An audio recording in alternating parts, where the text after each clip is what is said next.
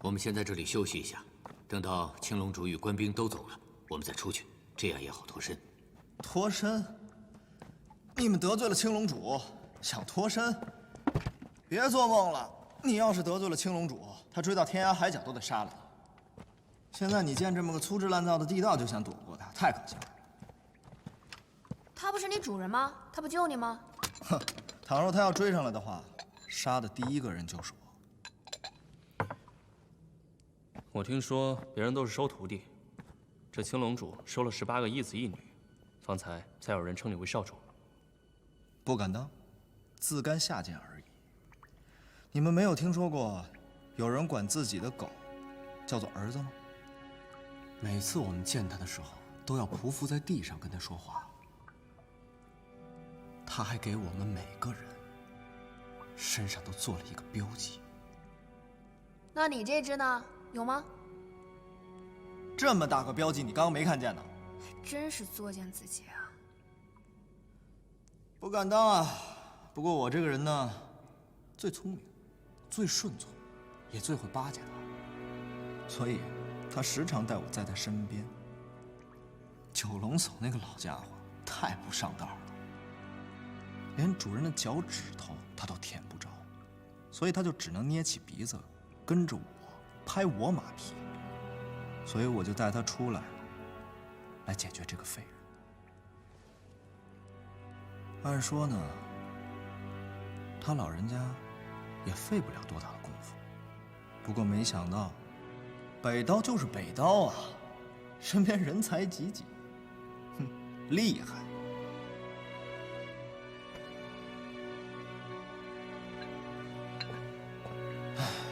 让这九龙叟折在了里面。平时如果我狗仗人势犯点什么事的话，挨一顿鞭子也就算了。可是现在，一顿鞭子那是解决不了了。哦，回去要挨打了。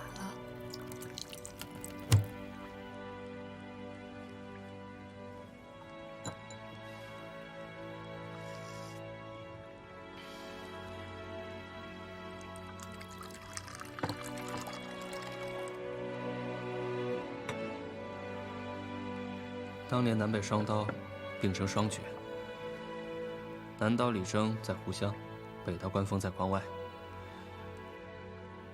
李老寨主交友极广，后来扛起了48寨的大旗之后，更是举世闻名。相比而言，关风关老前辈就没有那么爱问事了。他比李老寨主还要年长10来岁，早年间还有一些传闻，但是自从那次武将叛乱后，他便没有入过关。 逐渐就成了个传说。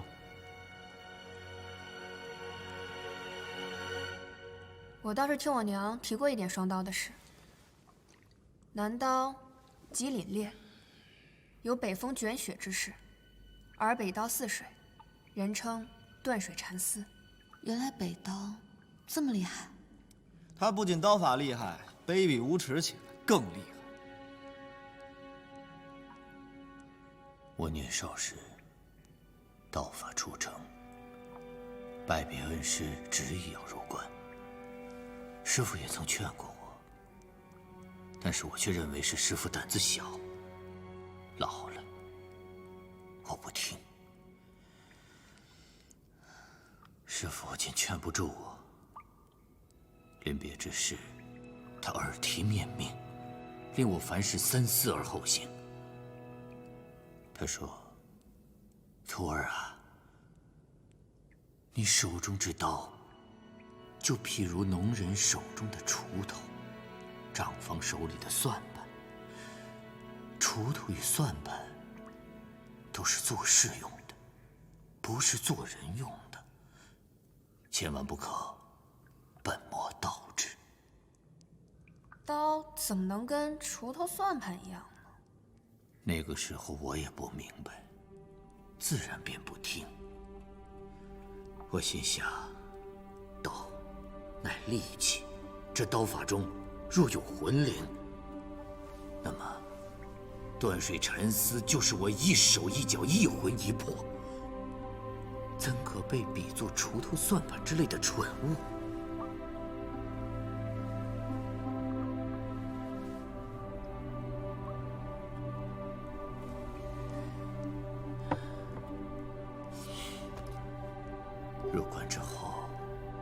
傲然。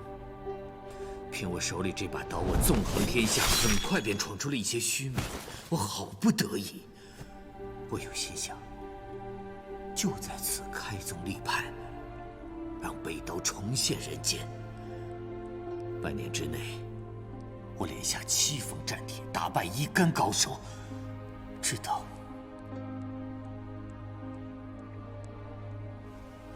那北刀纪云尘刚入关，就连挑7名高手，至今尚无败绩，属实厉害啊！那是因为他没有碰到殷大侠，你知道吗？他师父关峰当年之所以龟缩关外，几十年不踏入中原半步，正是因为败给了山川剑殷文兰。可见断水禅师不过2流，竟也好意思同破雪刀并称南北双刀。哼，江湖传言，我看也是。燕大侠今后打算去向何处啊？还没有做打算。客官请慢用。来，请。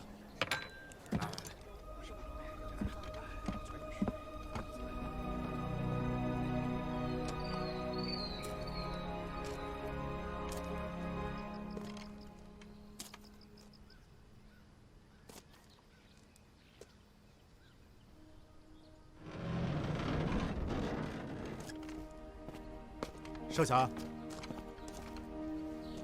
请回吧。殷文兰，你不敢应战是吧？好，我就在你府门前等你3天。你若依然闭门不出，我就公告天下，你山川剑不及我北刀。殷文兰。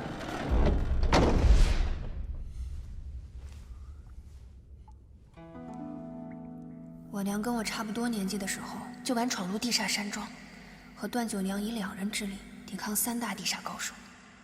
而段九娘20出头的时候，已经靠一双枯荣手横行江湖。就连纪大侠，也是初出茅庐便一刀经世，心里开始惦记着要开宗立派。可我呢？想什么呢？我在想。我手里这刀，确实和锄头算盘没什么区别。纪大侠，那后来发生什么事了？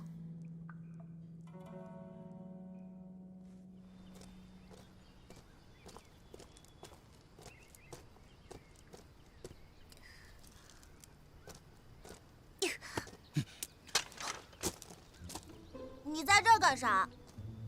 哪儿来的野小子？走开！我可不是野小子，我可是山川剑殷文兰的儿子呢。你是殷文兰的儿子？那正好，进去，把你爹给我叫出来。不去。为什么？我是偷跑出来的，他们叫我读书，我不想读书。那你想干什么？玩儿。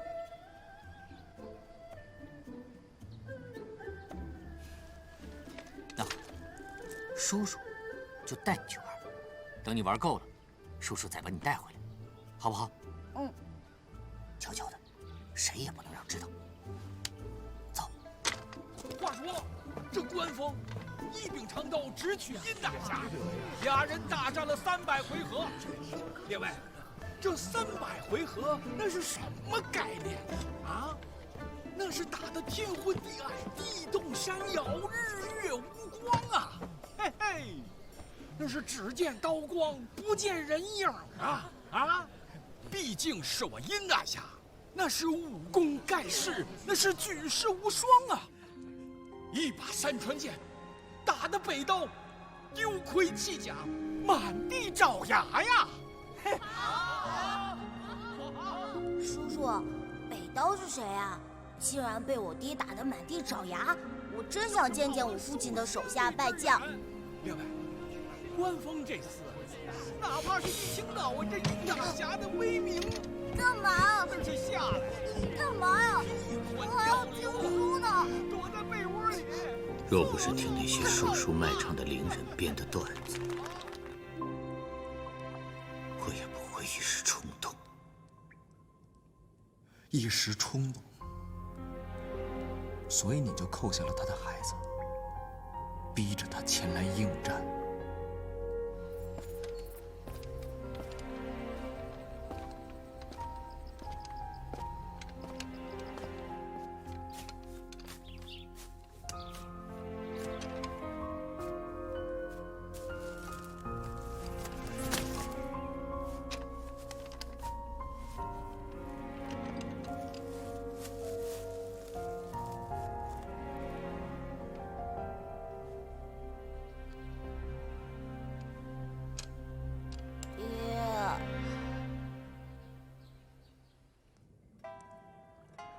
那孩子就是你吧？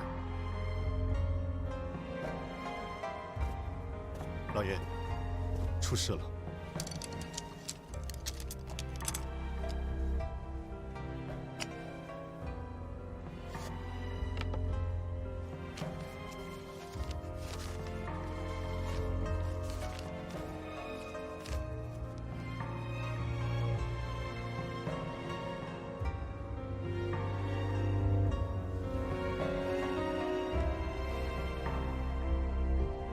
去把剑给我拿来。是。我爹，就算是带伤应战，也能打得你屁滚尿流。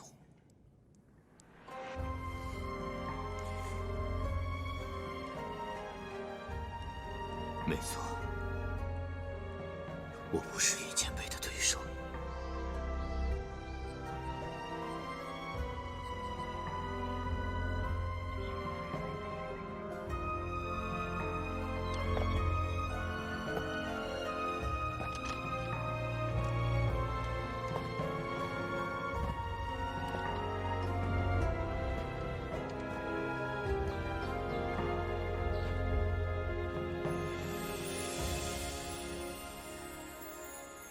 姬少侠，你为逼我应战，竟不惜出此下策，绑架我儿。辱师之仇，不得不报。今日，我就要为北刀正名。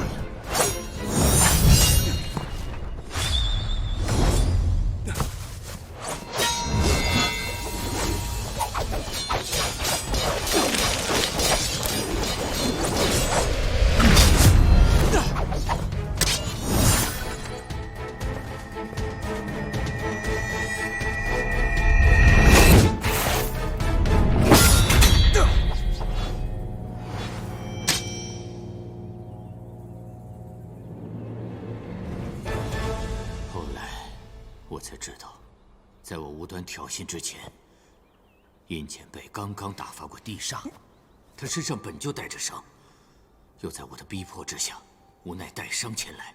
当时对战的时候，他本可以杀我。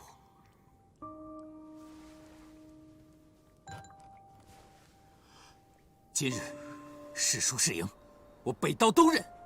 大不了10年之后，一切从头来过。但是，你硬生生将剑震断，你分明是在羞辱于我。姬少侠，往后这几十年，有的是你们刀山火海要找。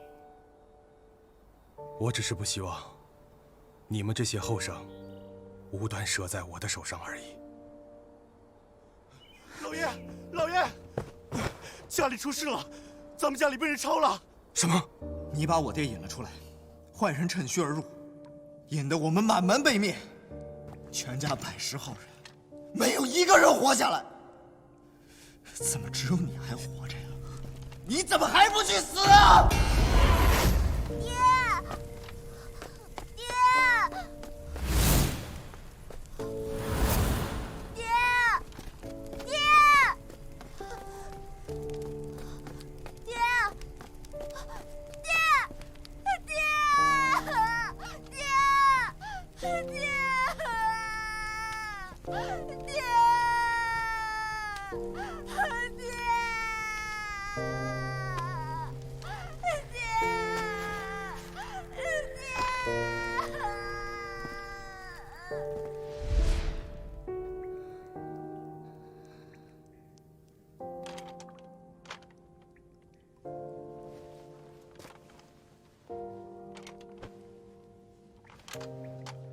所以你送小英佩回去的时候，殷家已经被灭门了。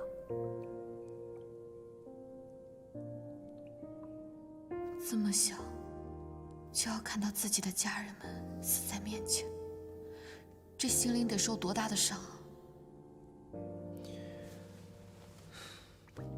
齐前辈，言语好似飞沫，有忠言如良药的，也有见血封喉、勾魂乱魄。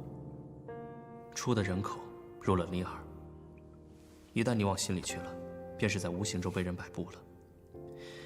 人心险恶，譬如九幽深谷，别人心机千重，算你一片赤诚。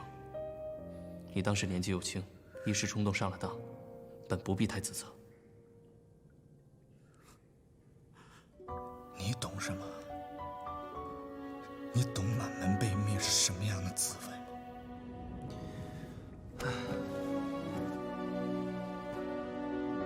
殷少侠，冤有头，债有主。你讨债讨错了人，别人纵然觉得你可怜，不怪罪你什么，你就真当自己赢了吗？那真正的始作俑者，岂不是要笑你傻？谢公子，不必为我开脱，是我犯了错，我欠的债没什么好提来的。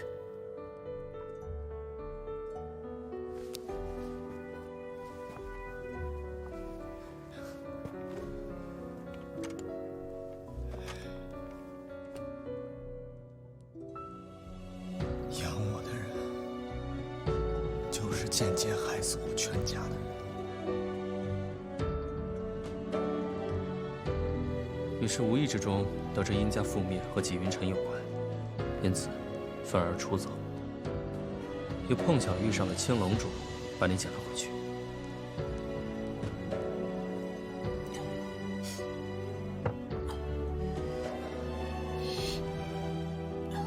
诸位，时间差不多了，我送你们出去吧。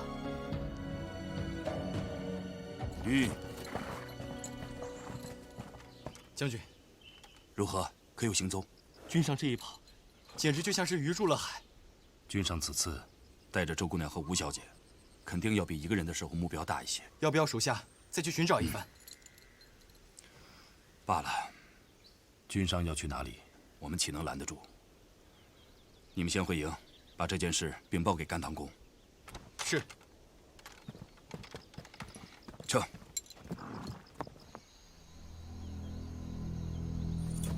丁主任，那文将军似乎已经出了城，往南去了。很好。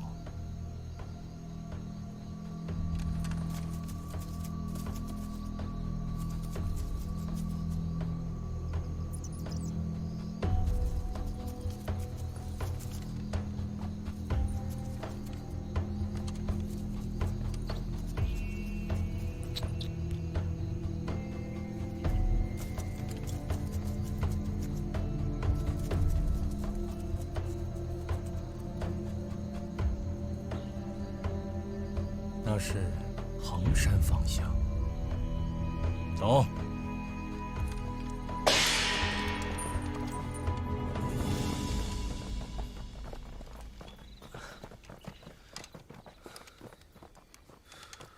出来了，多谢纪大侠带路。不必客气，谢公子准备去往何处？哎，我不过是一个闲人，何处不可去？不过二位闹了这么大一场，要去哪里呢？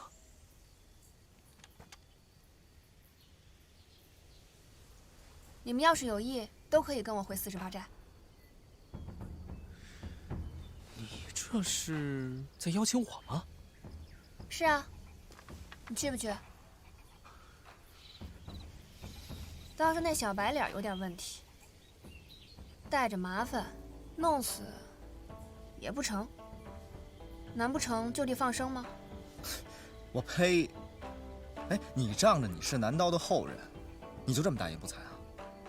要是没你外祖父，你连狗屁都不是。你们南刀北刀加起来，是我山川剑的对手吗？哎，少说两句。来啊，让我看看你嘴里的山川剑。行啊，来啊，来啊！阿飞，别跟他一般见识。你放心吧，他呀，怕是连山川剑的一招半式也使不出来。我呢，虽然不如我娘和外祖父，但至少我不会卖祖求荣，给别人当狗。臭丫头，你要是再这么猖狂，信不信我撕烂了你？青龙主来了。你不说那文将军靠谱吗？怎么那帮敲锣打鼓的这么快就追来了？嗨，他打一半发现人没了，肯定就没心思跟这些邪门歪道打了，自然就匆匆离去了。你踩我干什么？关我什么事儿啊？看那样子就来气。当务之急，赶紧跟我走吧。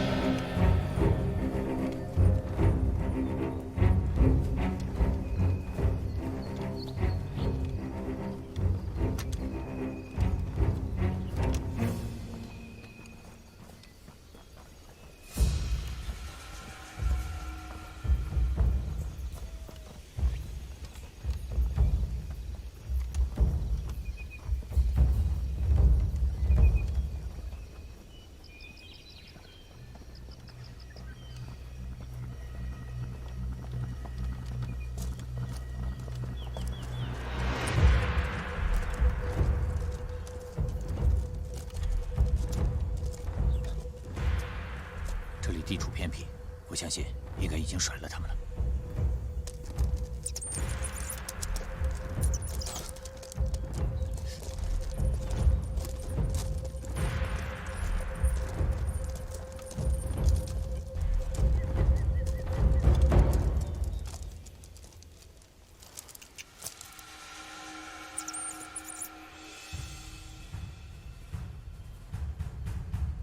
项圈都没摘的狗，别人是抱不走的。什么意思？我们每日服食一种丹药，身上有味儿，人是闻不到的，只有他手里那只寻香鼠才能闻得出来。就算我跑到天涯海角，他都能找得到。你有话不早说，非得这时候才说。既然你不及时说，那你就闭嘴吧。把我们家的狗还给我，本座赏你们一个全尸。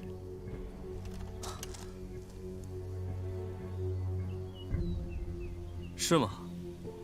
本王活了这么久，还是头一回听说有人要赏我一个全尸。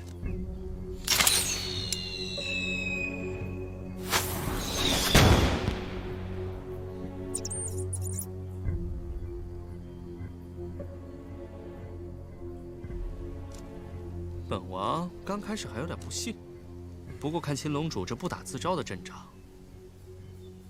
看来那件事儿是真的。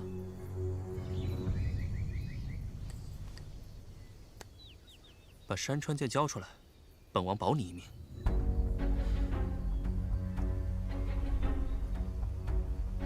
你说你一个青龙主座下的狗，死也变死了，丢也变丢了。青龙主为何追了你这么久？这是青龙主的作风吗？哼，少侠，你自己前后编了那些瞎话，哪一句对得上？劳烦以后编瞎话多费点心思，动动脑子。哦，原来闹了半天，他追杀你是因为你偷了青龙主的东西，还糊弄九龙总那个大傻子为你保驾护航。要不是猜出这把山川剑可能在你身上，你真的以为本王会捞你一命？你是不是觉得我傻呀？我说文将军为什么会突然出现在此地？敢问阁下，是哪一位贵人啊？出来一个能帮我的人。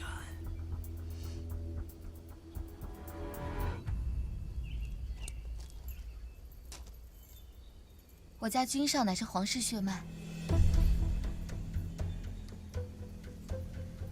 不错，我的身份高贵，所以文玉要一直保护着我。但是我又不喜欢别人跟着，所以他们为了我的安危，就给了我把少剑。只要少剑一放，不管我在哪儿，他们都会来保护我。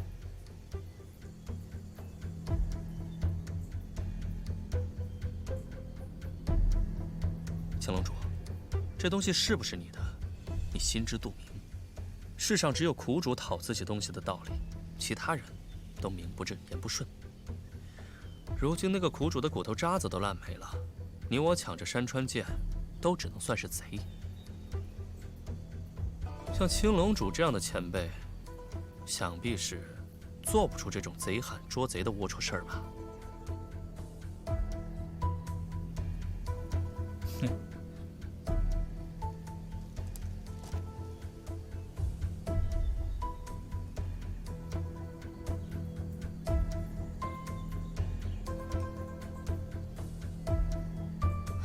走吧，多亏有西红子在。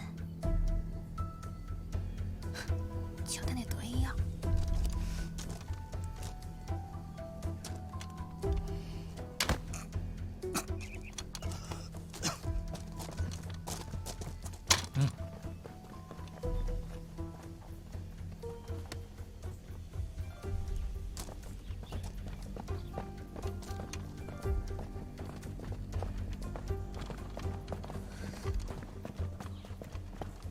这般可行？那也只能试试了。刚才看到他的腿了吗？他是不是受伤了？应该是跟文玉将军对战的时候伤了腿。若非如此，我哪敢赌这一把？不过文玉本人未必斗得过这臭名昭著的大魔头，但架不住他手下兵多，而且个个令行禁止，先前总该让他吃了瘪。倘若不是青龙主有伤在身，哪怕我今天唱的空城计也无可奈何。若真是有后援，想必也未必能唬得住人家。如今这山间乍看平静一片，我越是有恃无恐，青龙主就越是好好掂量掂量。主人，真的不追吗？文将军口中的那个贵人，想必就是眼前的这位少爷了吧？刚才我们已经吃了文玉一次大亏，险些折在那三春客舍外。难道你就没看出来，文玉为什么突然就走了吗？如果他真的是皇室，这件事恐怕就麻烦了。确实，主人说的是，我们也不好与朝廷为敌。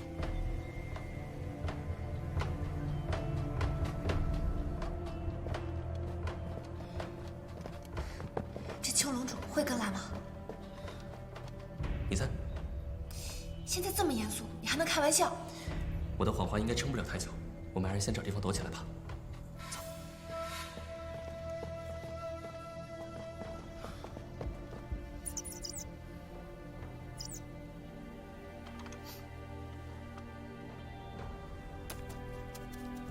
寻香鼠生性敏感，如果遇到人多的地方，一定会东躲西藏。你们再看，刚才寻香鼠顺着山路放心大胆往上跑的样子，只能说明一个问题：这个地方根本没有人。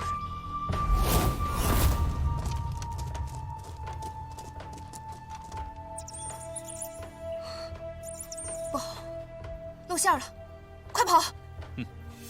走。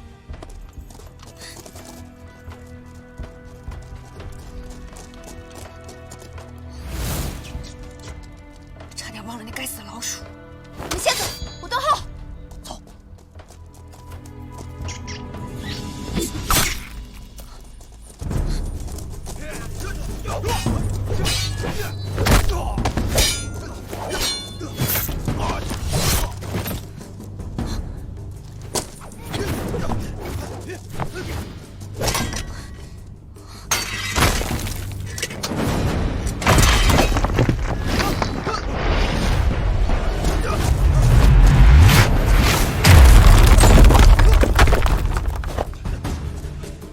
给我追！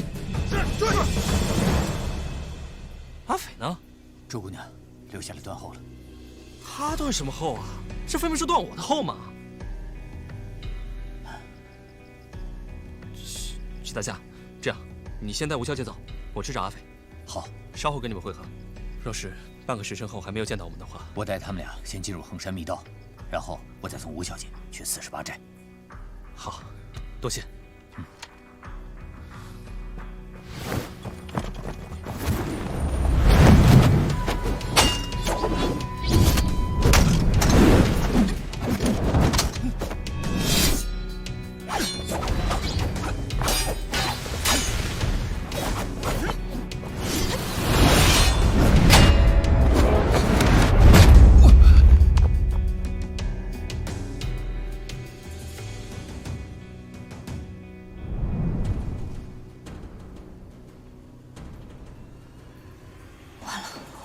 我的丹田气海已经被那几刀抽空了，这会儿随便有人扑过来给我一下，我大概连刀都举不起来。罢了，只能学幸运那厮唬唬人了。司象山是吧？我看你这水平，还不如穆小乔呢。你们到底是什么人？你猜？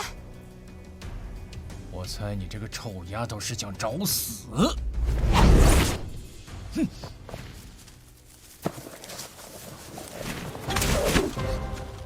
藏好了，这招可是有横断天河之威，让你开开眼。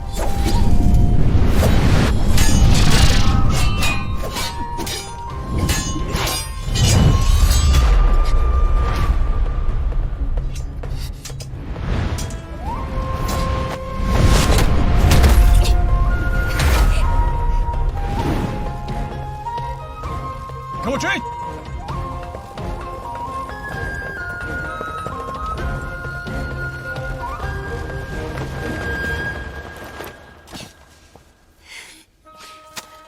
李丹鸟青龙主，你怎么不上前呢你？你不是把我拽上来了吗？要不是老人家那一掌，就你这点力气，顶多拽来试。哈，我还得谢谢他是不是？我觉得我武艺精进了不少。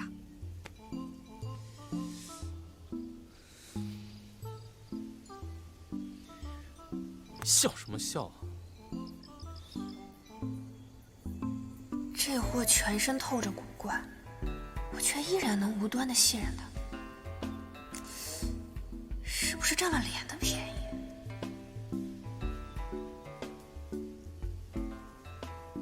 你是要造反吗？造反前，先逃命要紧。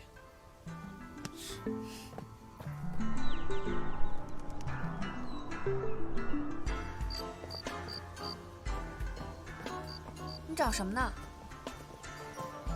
密道应该就在这附近了，非常隐蔽，挺难找的。阿飞，阿飞，这边这边。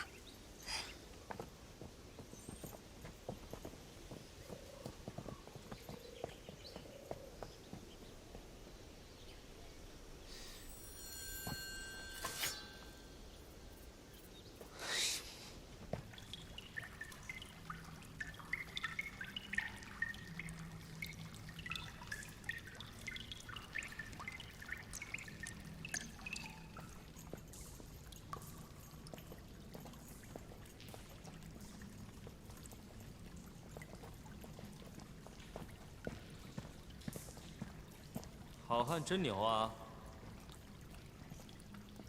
哎，刀呢？啊？要你管？手无寸铁还敢跟青龙主继续纠缠，你可……哎，虽然不是刀，但是我也没别的了，凑合用吧。你哪来这玩意儿？拿来壮胆吗？我刚才捡的。不是我说你自己私下里挤兑自己人，怎么这么机灵啊？哎，这位英雄，咱能不能别以后一到关键时刻就想着动手解决一切啊？阿飞，你们别争了。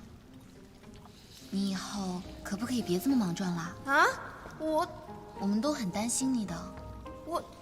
他不好好的吗？我不是也好好的吗？啊，是你人是好好的，但就是啊，每次都要赔上一把刀。哎，等我回去啊，准给你做一个特制的杯架，7、8个插口，插满排一圈。等你出了门呢，插上个7、8把大砍刀，准跟开瓶似的，又好看又方便，省得你不够用。你回哪儿去啊？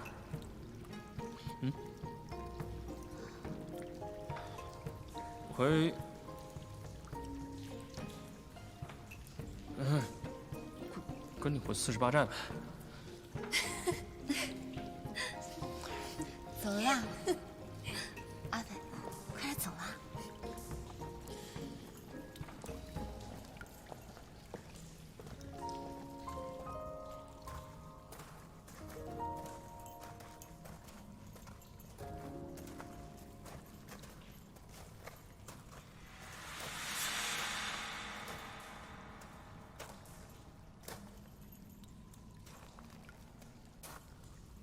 确实是有打斗的痕迹。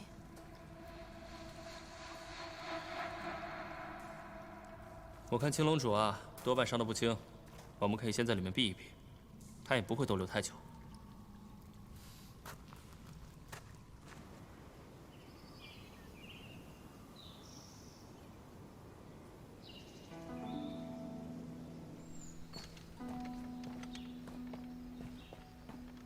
这里就是奇门禁地啊！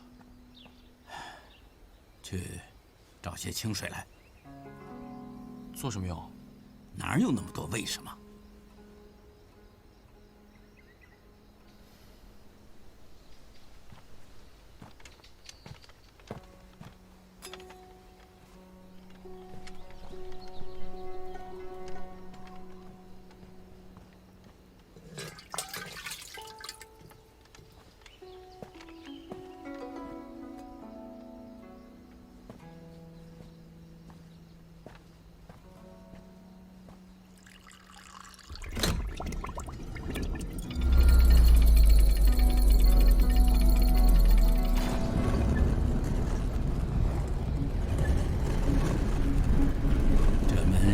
机关的，无论内外，得把那小水碗灌满了水才成。这么厉害？来，跟我来。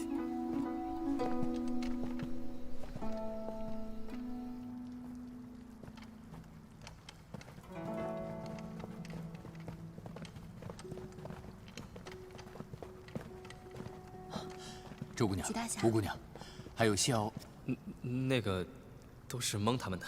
叫我小谢就好。哦，那请问谢公子，刚才你与青龙主所说的山川剑是怎么回事？这8成是他瞎编的。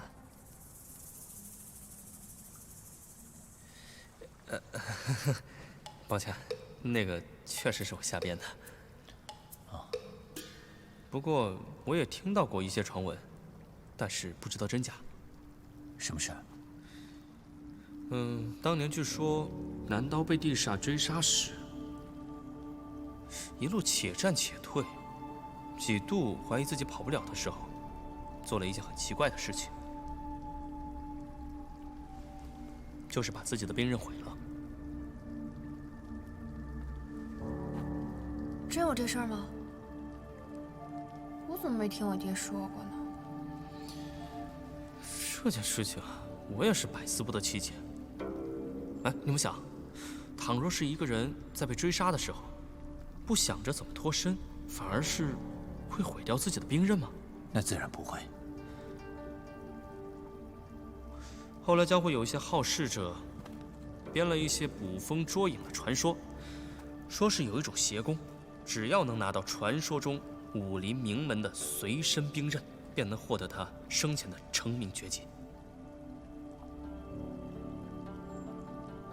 这一看就是胡说八道，煞有介事的胡扯。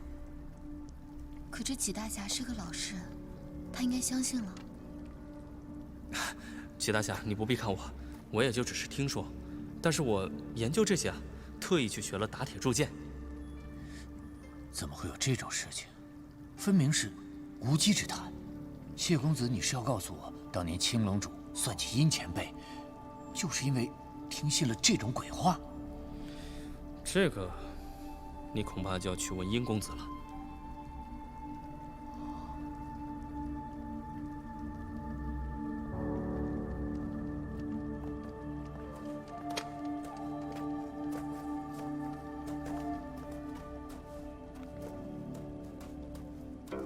殷少侠，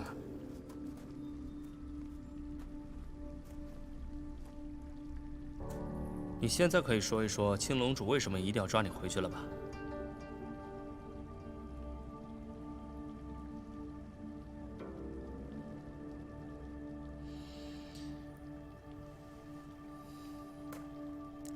你多年前得知殷家庄覆灭的真相之后，一怒之下与你的养父反目，这个我倒信。但是我不信你在青龙主座下忍辱负重这么多年，竟然会大老远跑过来杀一个已经废了武功的人。所以他表面上气势汹汹地带着九龙叟来找麻烦，实际上是想借刀杀九龙叟。他先是不分青红皂白的就要杀人，然后在你一根筷子打掉他的4名鞭之后，没有说躲开，反而是进了三春客舍，直接就来找你麻烦。那是他故意找茬。不错。挑了事情之后，他又顺理成章的被你抓住，还嫌麻烦不够大，不断激化矛盾，叫你杀了九龙叟。怪不得这一路不要脸的跟着我，被抓了还不跑。后来青龙主赶来，跟文玉冲突上，他才趁乱跑了出来，还打算劫持吴姑娘。这样一来，他就能借上文玉之势了。虽然没有成功，但是也机缘巧合的跟我们跑了出来。朱姑娘，你既然这么聪明，那你干嘛要问我？跟殷公子算无一策比起来，在下可就是个蠢人了。他已经不能拿刀了，你就没有想过，一整个客舍的人都杀不了九龙叟，那你怎么办？你这个野丫头，从哪儿来的这么好的运气啊？家世深厚，刀锋锐利，又被惯出了一股不知天高地厚的愚蠢。哎，你这话，你到底是想骂我还是想夸我？我要是当年不被这个纪云辰带出山庄，学了山川剑，你今天连给我提鞋都不配。你说谁？说你呢？你何必和这种人一般见识？